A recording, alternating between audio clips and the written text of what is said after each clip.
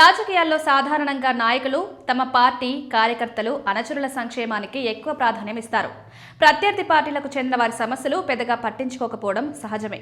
కానీ ఆంధ్రప్రదేశ్ రాజకీయాల్లో ఇటీవల చోటు చేసుకున్న ఒక సంఘటన ఈ సాధారణ ధోరణికి భిన్నంగా నిలిచింది. రాజకీయాలకు అతీతంగా మానవత్వానికి ప్రాధాన్యమిస్తూ మంత్రి నారా లోకేష్ చేసిన చర్య ఇప్పుడు చర్చనీయాంశంగా మారింది.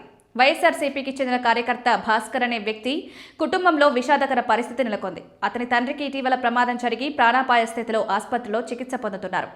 కుటుంబ ఆర్థిక పరిస్థితి బలహీనంగా ఉండడంతో వైద్య ఖర్చులను భరించడం కష్టంగా మారింది. దీంతో భాస్కర్ సోషల్ మీడియా వేదికగా సహాయం కోరుతూ ఒక భావోద్వేగపూరిత పోస్టు పెట్టాడు.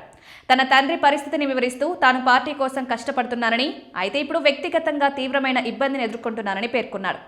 ఆ పోస్టులో ఆయన వైఎస్ జగన్తో పాటు నారా లోకేష్ను కూడా ట్యాగ్ చేయడం గమనార్హం. ఈ ట్వీట్పై స్పందించిన నారా లోకేష్ సానుభూతి వ్యక్తం చేశారు. మీ నాన్నగారికి జరిగిన ప్రమాదం గురించి విని బాధపడ్డాను. ఆయన త్వరగా కోలుకోవాలని ప్రార్థిస్తున్నారు. అవసరమైన సహాయాన్ని ఎలా అందించాలో మా టీం చూసుకుంటుంది అంటూ ఆయన సమాధానమిచ్చారు. మాటిచ్చినట్లుగానే ఆయన బృందం వెంటనే భాస్కర్ను సంప్రదించి పరిస్థితిని తెలుసుకుని సహాయక చర్యలు ప్రారంభించినట్లు సమాచారం. ఈ అనూహ్య సహాయం అందుకున్న భాస్కర్ సోషల్ మీడియాలో కృతజ్ఞతలు తెలుపుతూ మరో పోస్టు పెట్టాడు. పార్టీ భేదం చూడకుండా తన తండ్రి పరిస్థితిని తెలుసుకున్న వెంటనే స్పందించి అండగా నిలిచినందుకు ధన్యవాదాలు తెలిపాడు. రాజకీయాలకు అతీతంగా ఒక కుటుంబానికి చేయూతనిచ్చిన ఈ సంఘటనపై వివిధ వర్గాల నుంచి మిశ్రమ స్పందనలు వ్యక్తమవుతున్నాయి.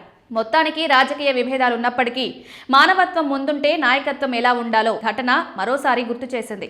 రాజకీయ పోటీ ఒకవైపు ఉండగా వ్యక్తిగత విషాద సమయంలో సహాయం చేయడం మరోవైపు, ఈ రెండింటి మధ్య తేడాను స్పష్టంగా చూపించిన సంఘటన ఇదిగా నిలిచింది.